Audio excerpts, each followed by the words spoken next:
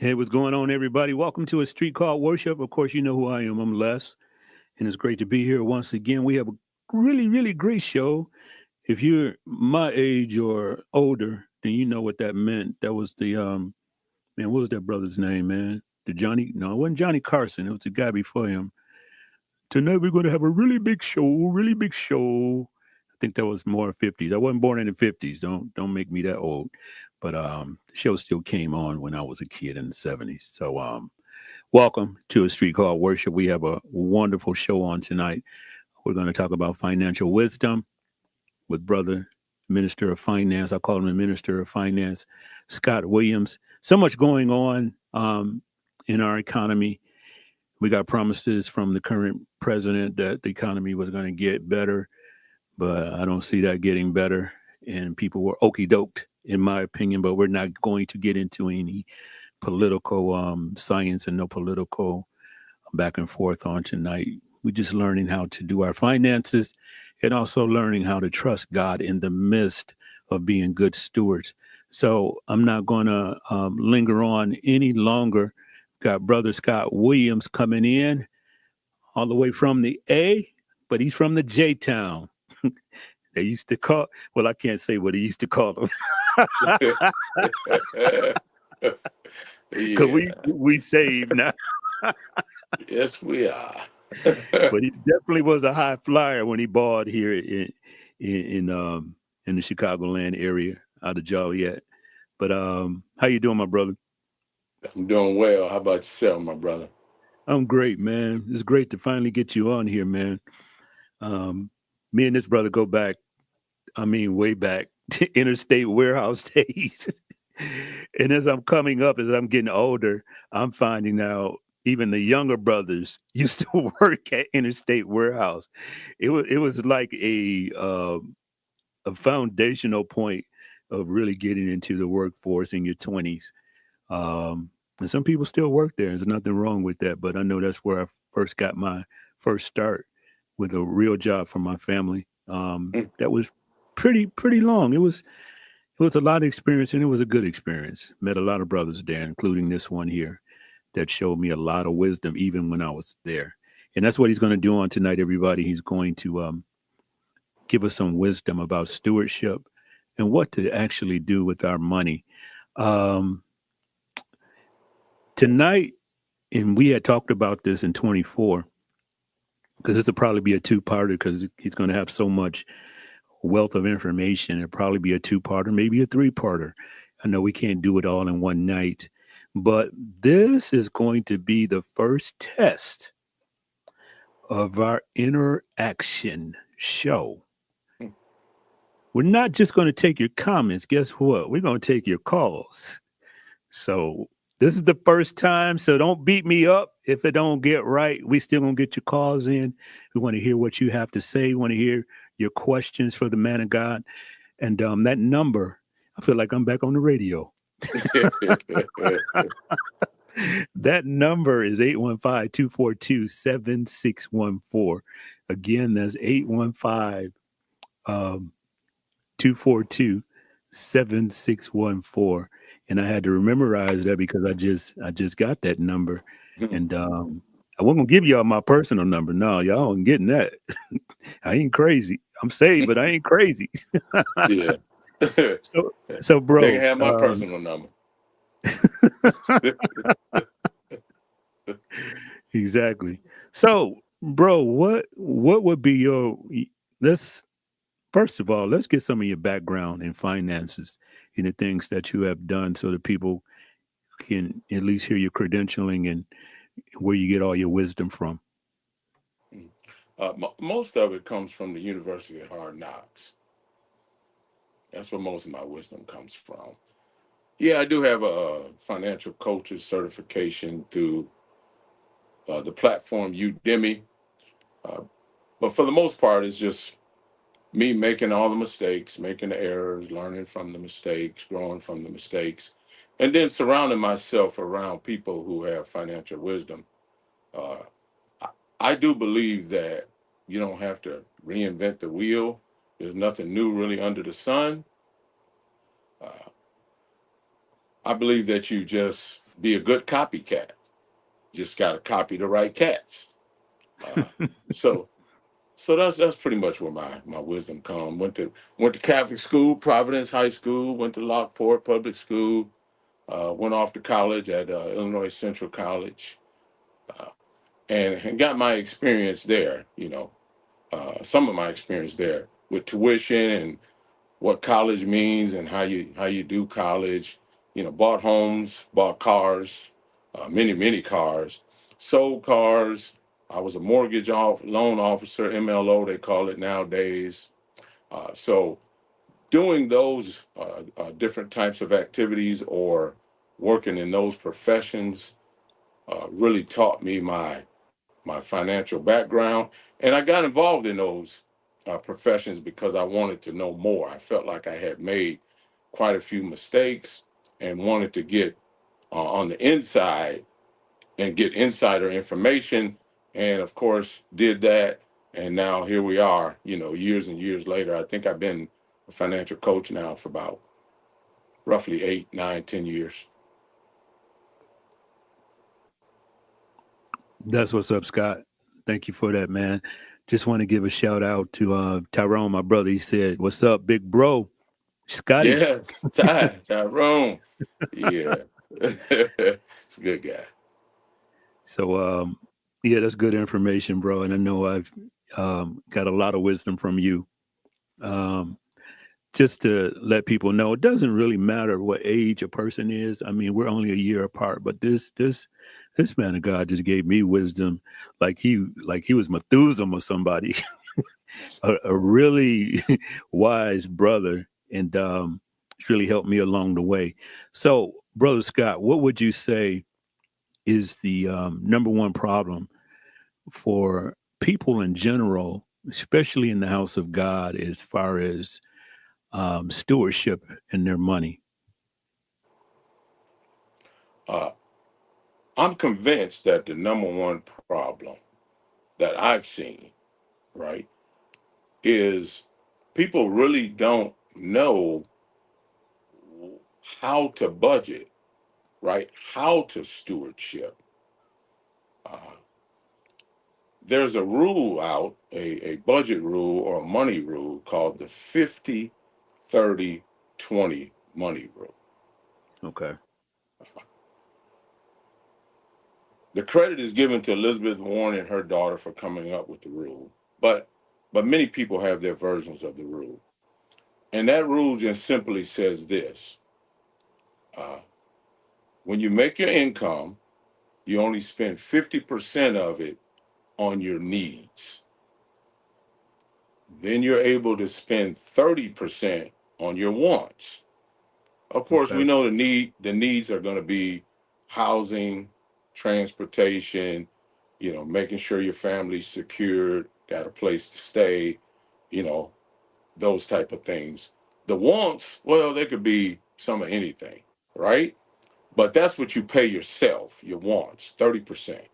And then 20% of the 50-30-20 rule is that you put 20% away for a rainy day, 20% away for investments, 20% away where you can access that money so that you can always be okay in case of emergencies, right? Right. Especially creating an emergency fund. So I, Okay. I think I think that most people, especially the people that live in our neighborhoods and do the things that we do, they don't know that that rule is out there. So when they do get a job and secure a job, like they're told to, when they do get an income, right, they don't have a budget laid out to be able to say, I'm only supposed to spend 50% or less on my needs. I'm only supposed to spend 30% on my wants. And I'm supposed to always put 20% away in an emergency fund or mini emergency fund and to potentially invest at some point in time in the future. Right. That is so true, man. As you were stating, from our hood and where we grew up at on the east side of Joliet, I know you're from the South End. I'm smack dab in the middle of everybody. Mhm. East Side, South End. We were like central, but we spent a lot of our time, me and Tyrone, on the South End because that's where all the ballers were at. Don't come at me hit the hill, but that's where the ballers are at on the South End, that big long court. But I think it comes from, and you can correct me if I'm wrong. We grew up in households, at least in ours, where mom would get us the essentials of what we needed.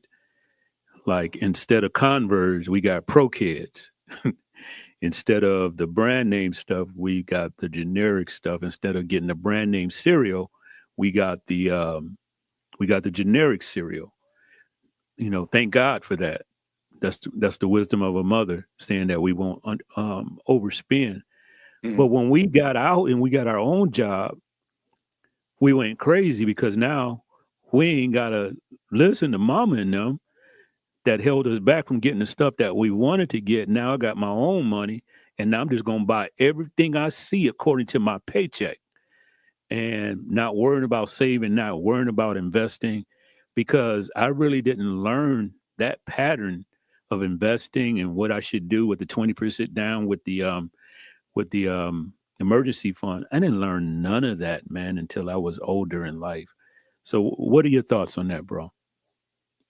Well, I think that you hit it on the head. We learned what we learned from our parents and our circle. And I know I entered high school in 1979, right? Graduated in 82. Uh, at that point in time, information wasn't readily available, to our parents and that generation. So we got the foundation, and then, like you said, Les, once we left the house, uh, one could argue that we overspent, right? We went and bought Yeah, homes, and yeah, that mom and them didn't have, three, four bedrooms, two, three baths. We went and bought vehicles, right? And we didn't have that foundation. So I think you're right, and it's holding true because I was reading a statistic the other day that over 70% of the nation lives paycheck to paycheck. 70%. Yeah, it's over 70%. Wow, wow. That means 70% of people are one paycheck away from being homeless. Yeah, one could say that. I've heard that said, right? Yeah, But the yeah. 50/30/20 rule, if you knew it and then you applied it, you'd always be putting that 20% away, Okay. so that when you did miss a paycheck, you would be okay.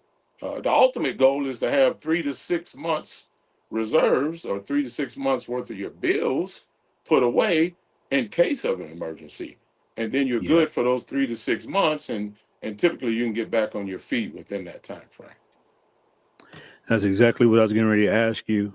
On the 20% emergency um, fund, how many months? And you said 3 to 6 months, which is wise.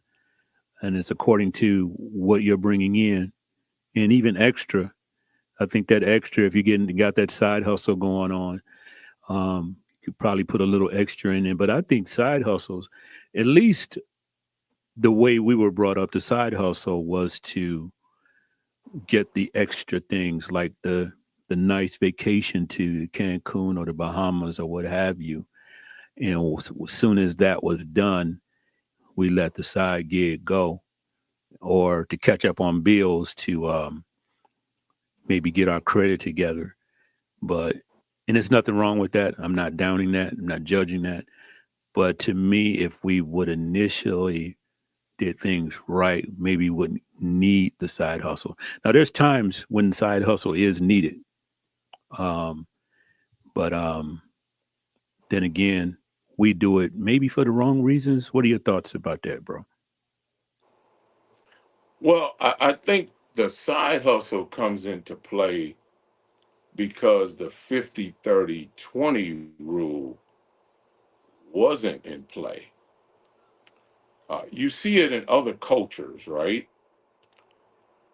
And what they do is they take, they live by that 50-30-20 rule. Matter of fact, their 50 sometimes is even less than 50, because what they do is say to themselves, if it takes seven, eight, nine of us living in the same household, we're going to stay under this 50% so that we can make sure we're good on our 30% and our 20%. As a matter of fact, I see a lot of cultures that save 50% and their needs are only 30% because they're pooling their monies and resources together. They can they can elevate themselves by only spending 30% of what they make and be able to save at a greater pace than even the 50-30-20 rule.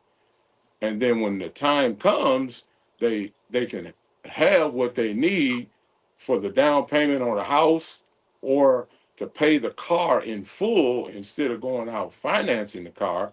And I said earlier that I sold cars for a period of time, and I see people coming in financing cars at interest rates that are astronomical just because, they want what they want, but they haven't done the sacrifice to get what they want, but they still get it anyway. And that's my next point. We get really emotional over our possessions, which causes us not to do the 50-30-20 rule, even if we know it. And it also causes us to live paycheck to paycheck. And that's that over 70% I was referring to. Wow, that's amazing, man. Um, let's move since you really know about cars because I know both of us are car buffs. Every time you bought a car, you're like, yo, Les, I got this. Going all the way back to the Supra. I remember the Supra. Right. But you always seem to pay the cars off quickly, bro. Hmm. Be like, man, Scott done got another car because he done paid the other car off already, or he just bought it with cash. As young people get into their new careers and things of that sort, what would be your advice in buying a car? Like even some of our youth, and praise God for them going to school and being able to do that. Start off with a six-figure income, and the first thing they do is go buy a Lexus, go buy a Tesla, BMW, your top-notch cars. Would you advise them to do that, or if their credit is good, would it be better for them to lease a vehicle? So leasing, I'm against. That's just my own personal opinion. Unless you're Okay. running a business. If you're Okay. running a business, then leasing is a possibility. Uh, I say buy it cash. Yeah, I know Okay. people give you a lot of pushback. That means I gotta wait. That means I gotta save. That means I have to do these things. But the golden rule is this: even if we don't know it or don't like it, when you purchase something, it should not be a liability. When Hmm. you purchase something, it should be an asset. Okay, Brother Scott. All right, Minister of Finance, as you refer to me. What do you mean by that? I mean this: an asset is something that puts money in your pocket, and a liability is something that takes money out of your pocket, right? Okay. Okay. So the last several cars that I've purchased, with the exception of one, right? Hmm. I made sure when I purchased the vehicle, I had positive equity in the vehicle. Now, in times past, as you referred to the Supra and those things, back when I was younger and I didn't know any better, I was buying cars that were liabilities and had negative equity in them. You'd be surprised how many people are trying to upgrade their vehicle, and the current vehicle they have now has negative equity, sometimes as much as five, six, $7,000. It's just a bad decision. That's good, bro. That's really good. Yeah. If I'm to be transparent, I refinanced my car and the negative equity went up, but I got a lower interest rate. Payments were better because my credit was getting better. But when I tried to look for another car and they told me how much I was flipped, I said, I'll just wait and pay it off because it's Mm, just not worth it. It's not worth sure. it. I can definitely wait. So talk about how do we get positive equity in a vehicle that depreciates as soon as we take it off the lot? So that's a very good question. When you buy a vehicle from a car dealership or a car lot, it's very, very difficult to have positive equity or even equity, because they're in the business of profits, right? Okay. The way you can, though, is to buy from private owners. Okay. That's the way you Okay. can buy. That's the way you get, because private owners have all different types of situations, right? Right. Divorces happen, right? Death Right. happens. Uh, People get sick. People age out of things. They can't drive any longer. So they just want to uh, create space in the garage, if you would, or they just want to reduce costs because the insurance is still being paid on the vehicle. So they're willing to lower the price, which is to your advantage if you're out there seeking that, right? Looking for that, right? And it does take a little bit of an effort. It does, like anything good does, right? It takes Right. discipline, takes effort. And then you can be able to purchase something like I've done on many occasions and have positive equity in it, Okay. right? So Okay. what we do is we pay negative equity for convenience.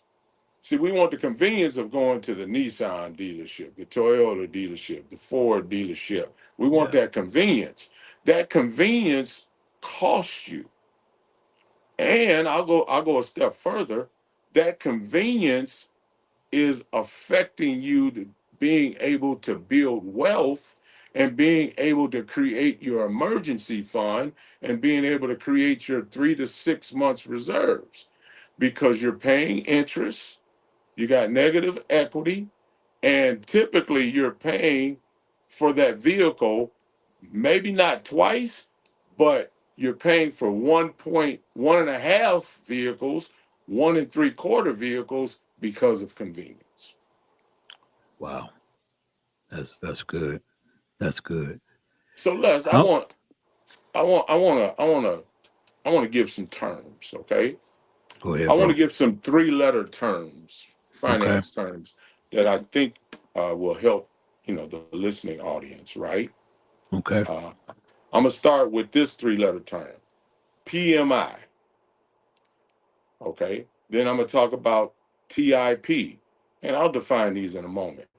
I'm a LOC, ROI, FSA, HSA, DTI, LTV, APR, IUL, MMA, and YOU, which means you. So that's a dozen three-letter terms, right? And this just got placed on my heart, right? So PMI is private mortgage insurance. We'll talk about that in a minute. TIP is total interest paid. LOC is line of credit. ROI, most people know, return on investment. FSA, flexible spending account. HSA, health Yeah. spending account. Yeah. Okay, DTI, debt to income. LTV, loan to value. APR, annual percentage rate. IUL, right? Index Universal Life. We'll talk about that. MMA, Money Max account, and YOU, all these affect you, right? Or most all these affect you.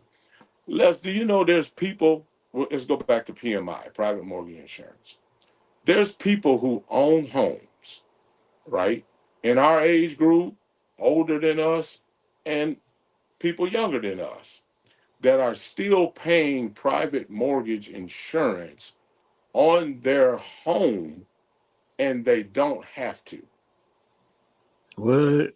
So Oh when my private goodness. mortgage insurance reduces down under 80%, you can actually call your mortgage company and tell them to drop the PMI off of your monthly payment and put that money back in your pocket.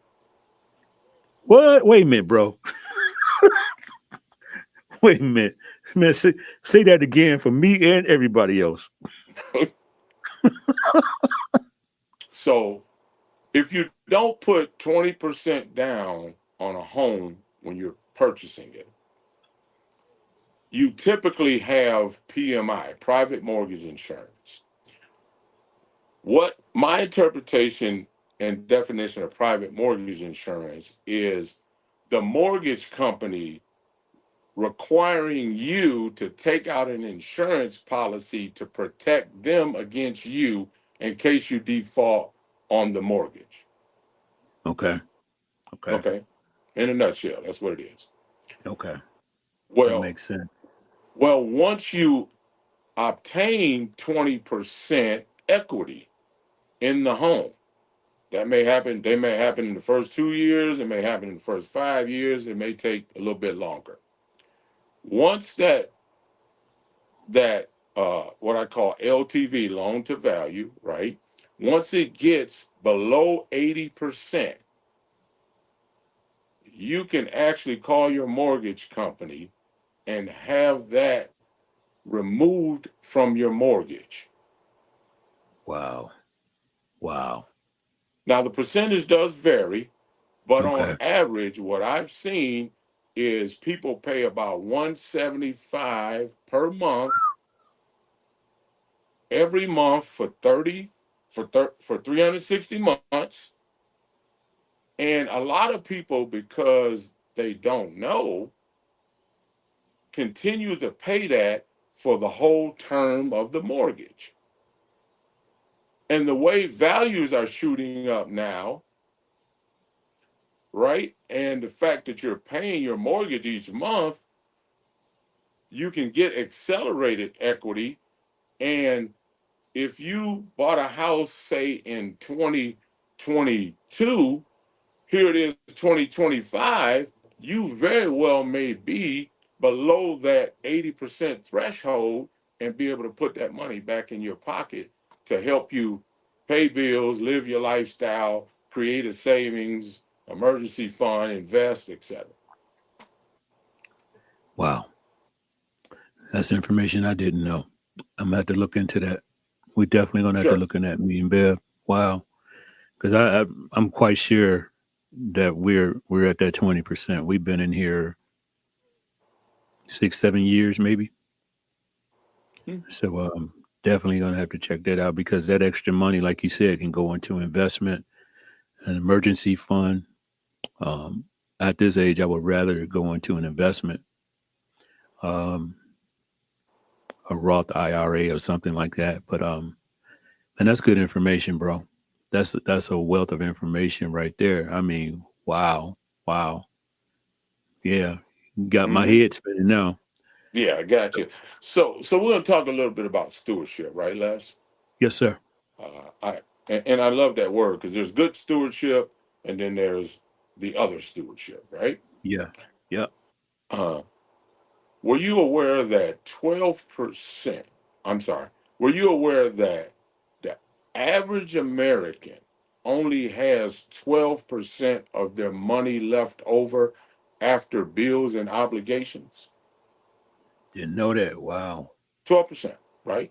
Now, Right. 12% could be a good thing if everything's paid, everything's taken care of, then you got 12%, right? And like you said earlier, some people are making, well into the six figures. So 12% of that is a significant amount. Right. The problem I see, across, different places I've been, different people I've talked to, is we're taking the 12% and we're just parking it in a bank account and just Mm-hmm. looking at it every other day or every week saying, hey, I got 12% of my money. Instead of taking that 12% and letting that money make you money, like you just mentioned, in a IRA, individual retirement account, or something similar to that where the money makes money. But here's the thing, the bank is thanking you because you've got your 12% in the bank that you don't need or use, and Right. they're taking your money and taking it to the market and going, we'll go ahead and take this money and make 13, 14, 15, maybe even 16% off of it and give you maybe nothing or maybe a half a percent or 1%.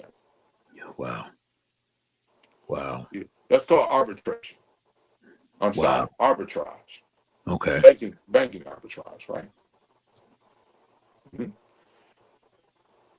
Now we talked about uh, TIP. I want to touch on this and then I'll let you jump in. TIP is total interest percentage. So what happens is these these car places, right?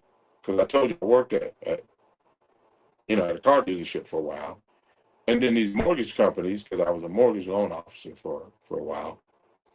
What they're doing is they're focusing you on the interest rate and not the total interest percentage.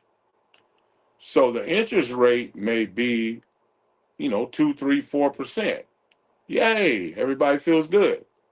But if you look at your paperwork close enough or you do the math, your total interest percentage is typically 40, 50 to 60%. What that means is if you take your monthly payment on a car, right, on a loan, on a mortgage, and you calculate it by the term, whether it be a 6 or 7 year car loan or whether it be a 30-year mortgage, and look at what you're actually paying, you'll be flabbergasted because that's the total interest percentage that you're paying on these vehicles and these homes and all these other student loans, credit cards, etc.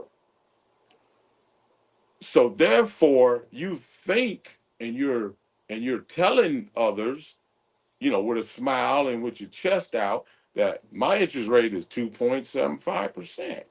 My interest rate is 3%. My interest rate is 4%. And you're feeling good. But the reality is, if you really look hard enough and really do the math, and they count on us not doing the math, right, and not looking, you're actually paying probably 40, 50, even 60%. Wow. That's incredible, man. That's incredible. We talk about people that get into gambling and they have to go to loan sharks and they have to pay back interest on those loan sharks. But to me, it seems like the American financial system is a bunch of loan sharks getting paid off the interest of desperate people just wanting to have things, so to speak. Um, Yeah, they're because I remember, opportunists. yep, yep, yep. Um, Maybe some people disagree with me, but it's capitalism at its finest. Capitalizing off of people's needs and not really looking at the big picture of, hey, I don't need this car with this interest rate. I'll just save my money until I can, afford buying a lesser vehicle, build my credit up, and then go for the big car. But as you say, instead of going to a dealership, find a private owner where you can get that vehicle. It's so much wisdom in just getting things when it comes to the necessities of life. Because we do need a vehicle unless you live downtown Chicago or New York. Of course, they can use public transportation and get everywhere. But when you live out here, where we live at in Joliet, we have public transportation that only lasts till a certain time. It's not 24/7, unless they've changed because I haven't rode public transportation in a minute. But now you got Uber, you got Lyft, and Hmm. that's how you get around. And that's definitely a side hustle that I've even tried for a period of time. But man, that's some real good information, man. That's some real good information.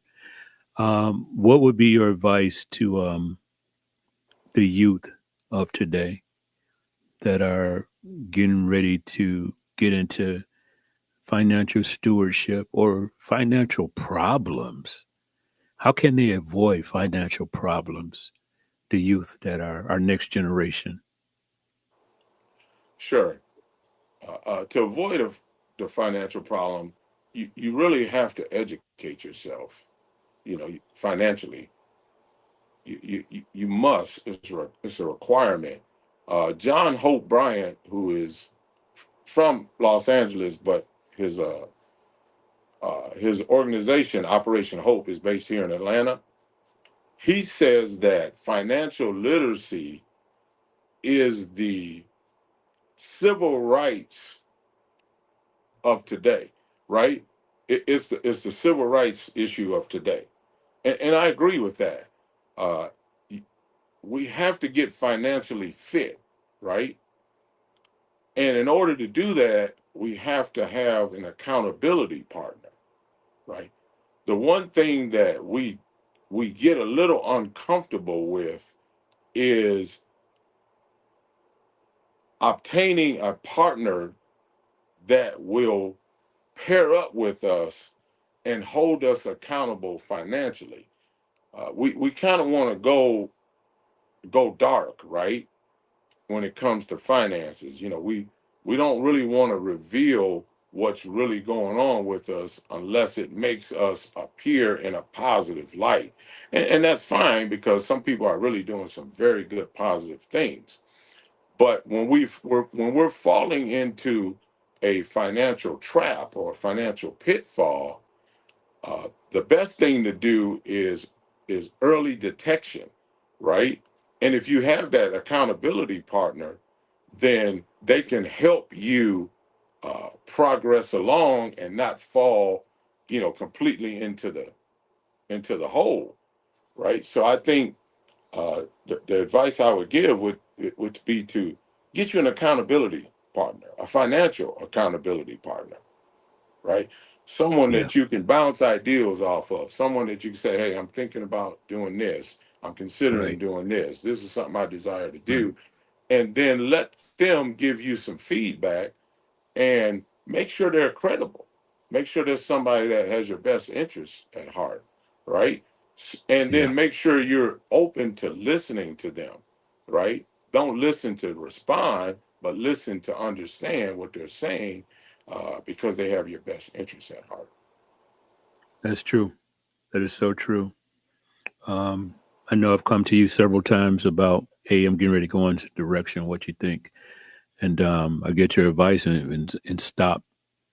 Okay, I ain't going that direction. Scott knows I'm not going in that direction. Scott knows about that too. So I definitely agree with that. I think pride sometimes stops us from reaching out to those who know because you don't feel like you want to look at them as that you're illiterate and you don't know. Man, knowledge is wealth, man. And I'm gonna try to get it any way I can. If I don't know it, I need to ask. And there's nothing wrong with that. It'll save you a load of money.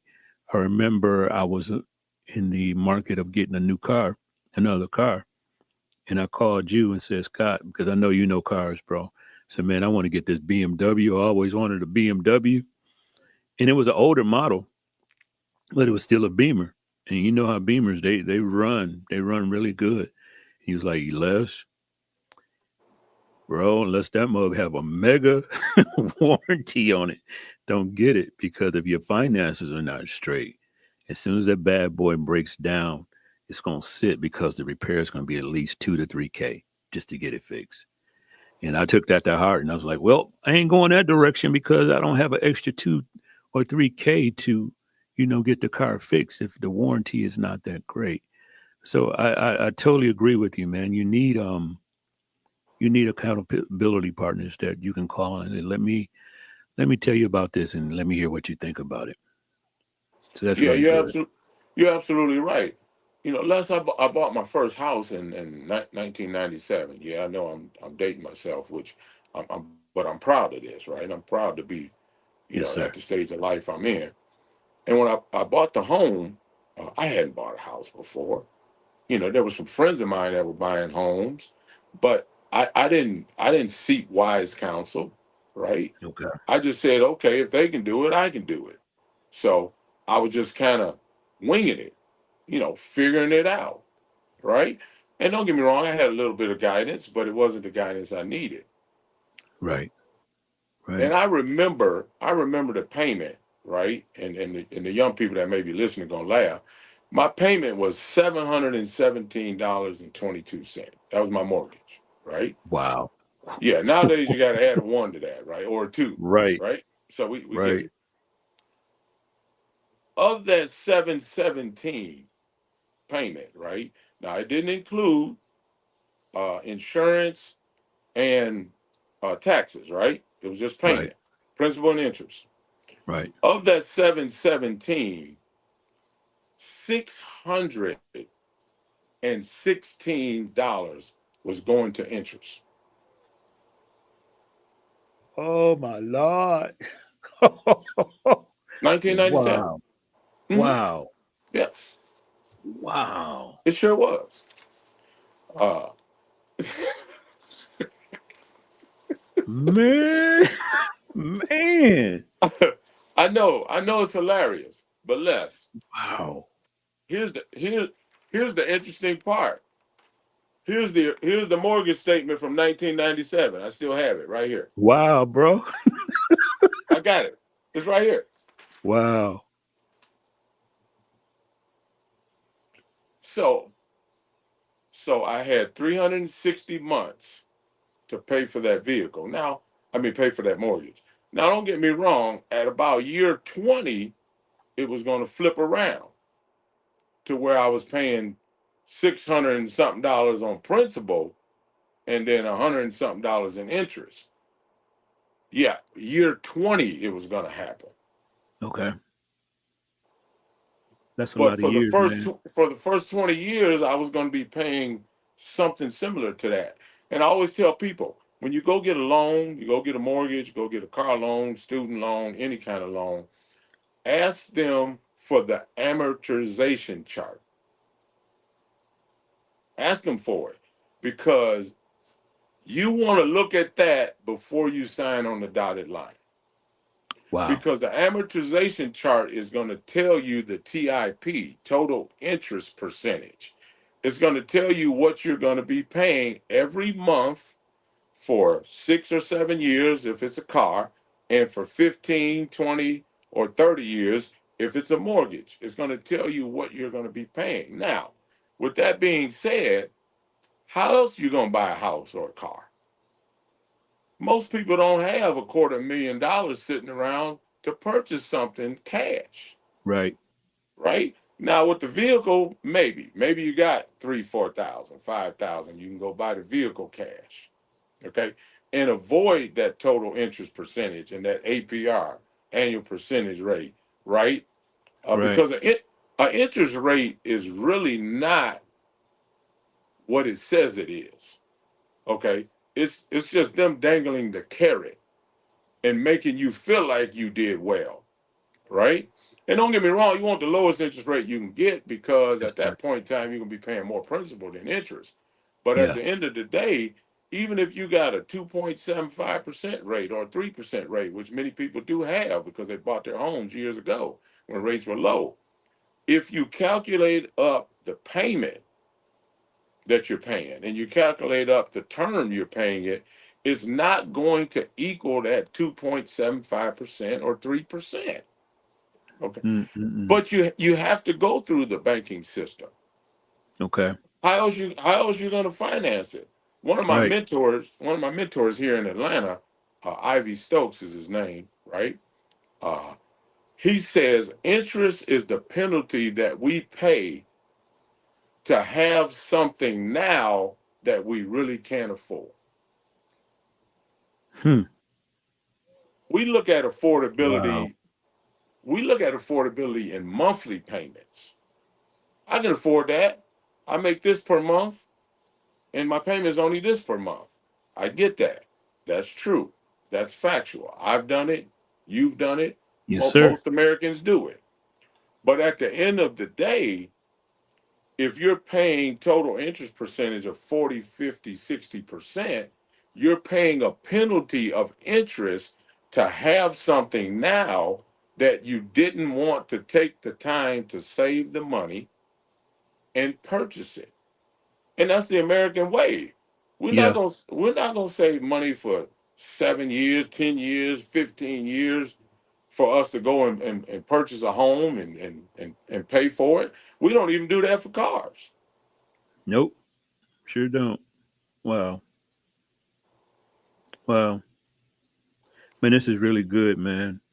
Um, I'm going to end part one there because I know you got to come back for this. It's just too much information to get in one setting. I'm gonna let that linger for everybody that's watching. I'm gonna make some shorts off of this too because this is some good information, bro. I'm gonna talk about a part two.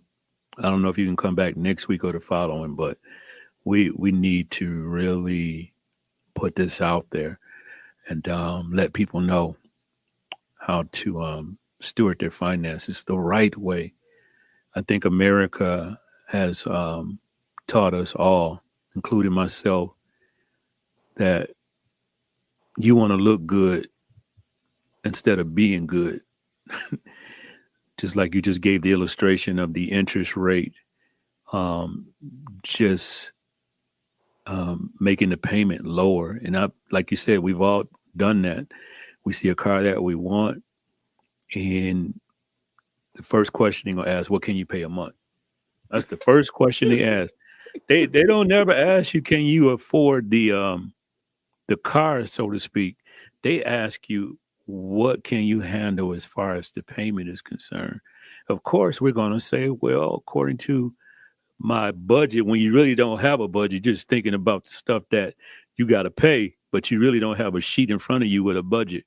You know what you can pay and what you can't pay because of the bills you have, not because of the budget.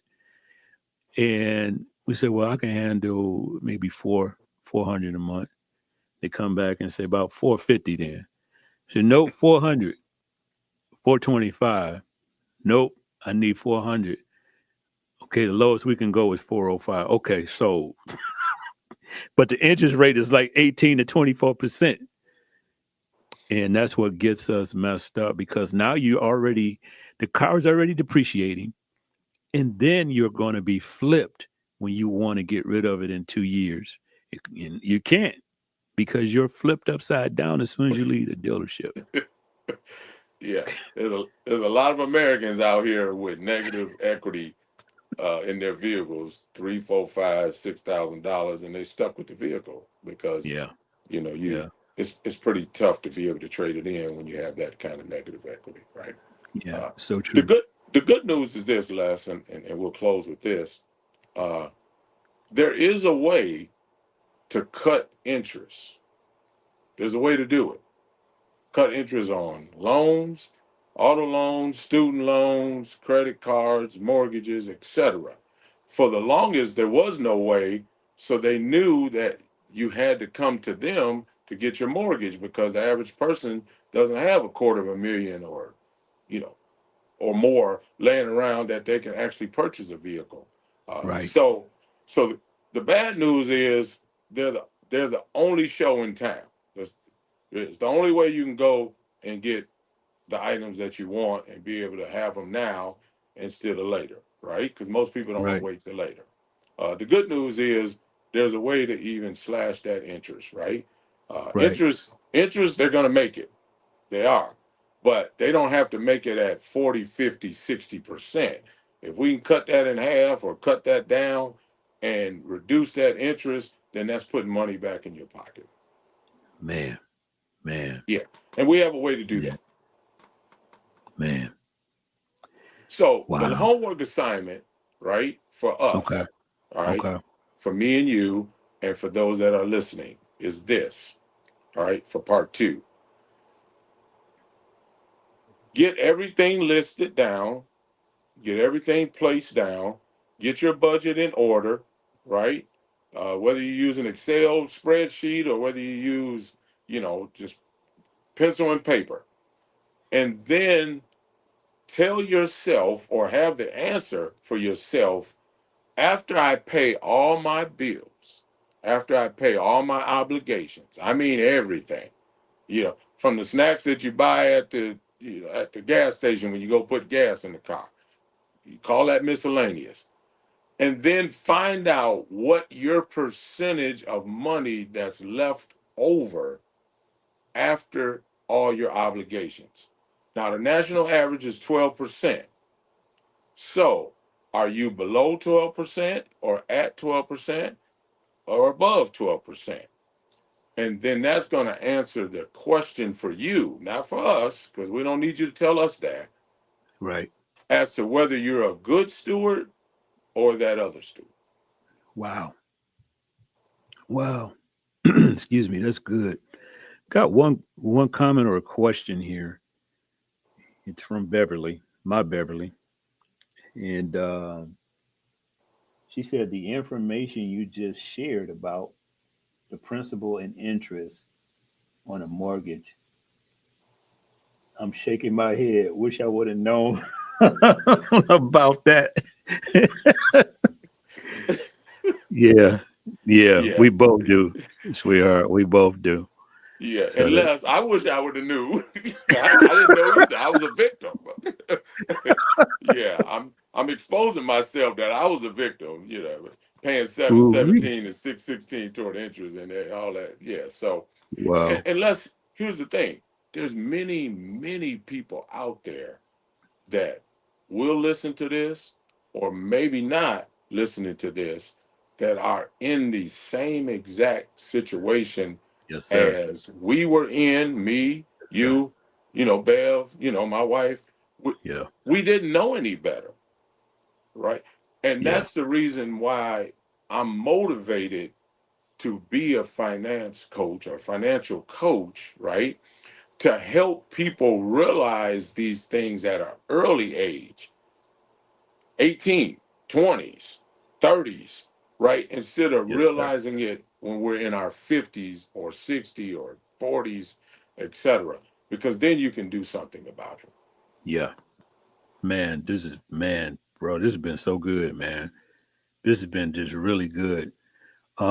Before we go, anybody got any comments or questions out there?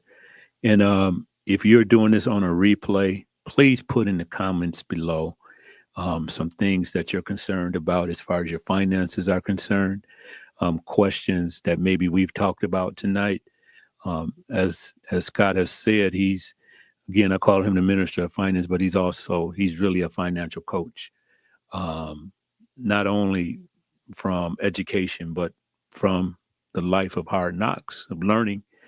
And we all go through that. But the thing is, once we learn, we do better, and you apply the things that you learn to do better in finances. So make sure that you put in the comments down below, Les or Scott. This is what I want to know for the next show for the part two, because we're going to have a part two because this is just so important, especially in the body of Christ, where we should be able to personally finance our churches. So many people don't like to give tithes and offering because of the stereotypical pastor or preacher that lives in a 50-room mansion in Florida somewhere with 10 boats and a jet, and that gives the wrong idea of what ministry is all about. And I'm not going to get into all of that because we know what that's about. But just to finance the local church where we can go out into the communities, clean up communities, build housing for those that are homeless, build programs that will help people that are, you know, on drugs or they just don't have anywhere to go.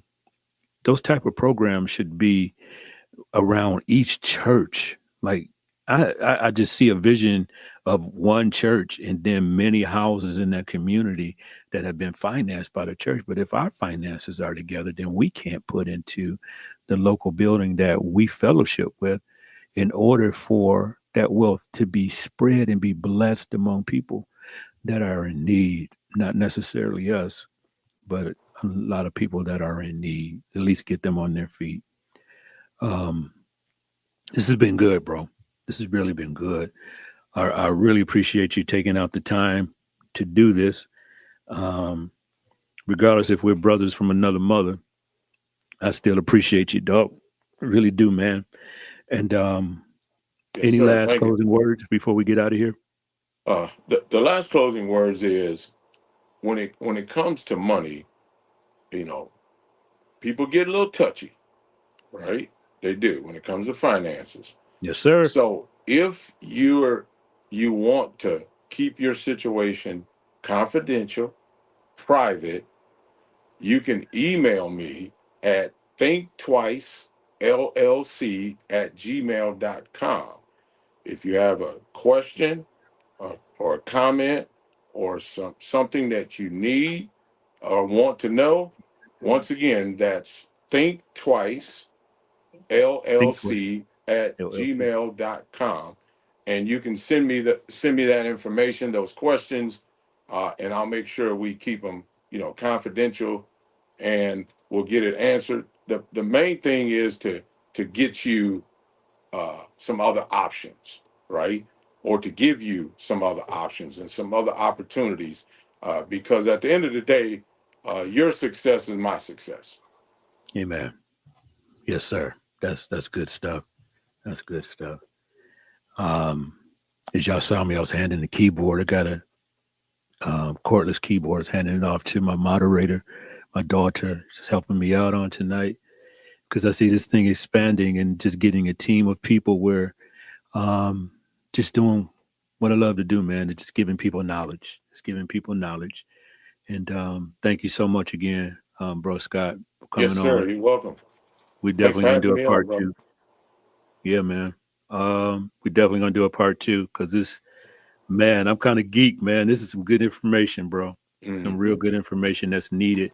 Especially, I love all my brothers and sisters, black, white, purple, green, Asian, wherever you are. But I know for sure in our community, the black community, this is needed. This is really needed. And to end out, something you can think about for our, this is a segue to the part two that you can think about.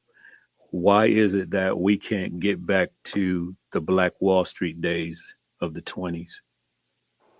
Why can't we get back to that? I'm going to leave you with that question where there was a lot of wealth down there in Tulsa, Oklahoma back in the day. And we know what happened. Anybody that knows history don't really want to dwell on that. My thinking is it happened. It was bad. It was horrible. And we even see what's going on in our world today.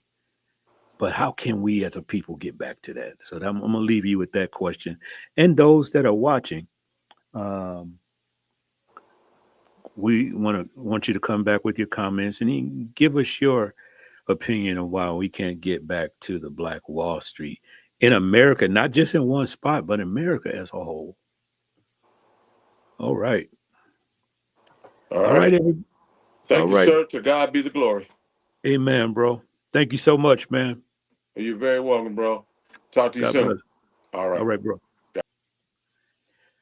So, y'all, this is whew, great show. Great show. Um, Definitely spread the word. We're going to do this next week. As you already know, you can call in. Well, I check with Scott and see what his schedule is like, but I would like to do part two next week. And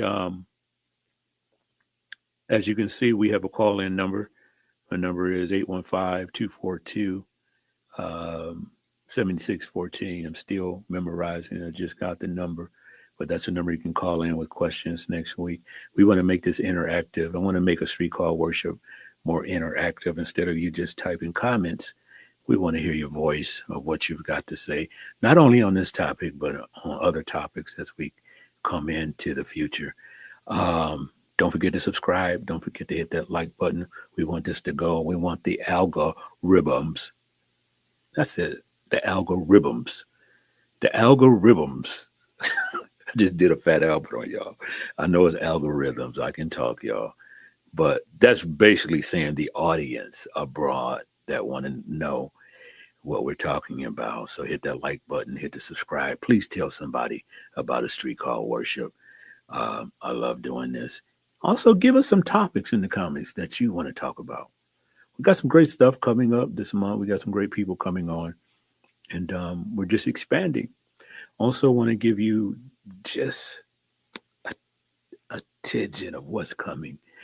I'm starting a business for consulting with YouTube, a media solutions business, where I can consultate you as far as getting started with your YouTube page, with your YouTube content creation.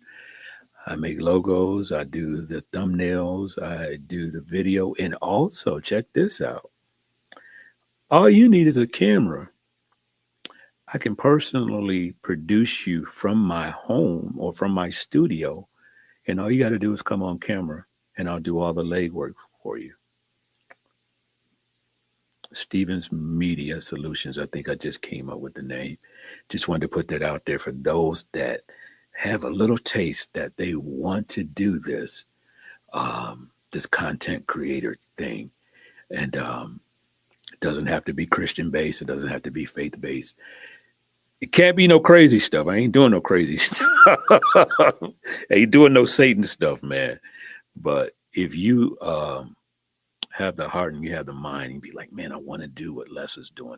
I want to do what I'm seeing other people doing, but I don't know how to get started. Well, I got your solutions with Media Solutions with Les. And I gave you like 400 different names because I'm really still thinking about a name. But I wanted to put that out there.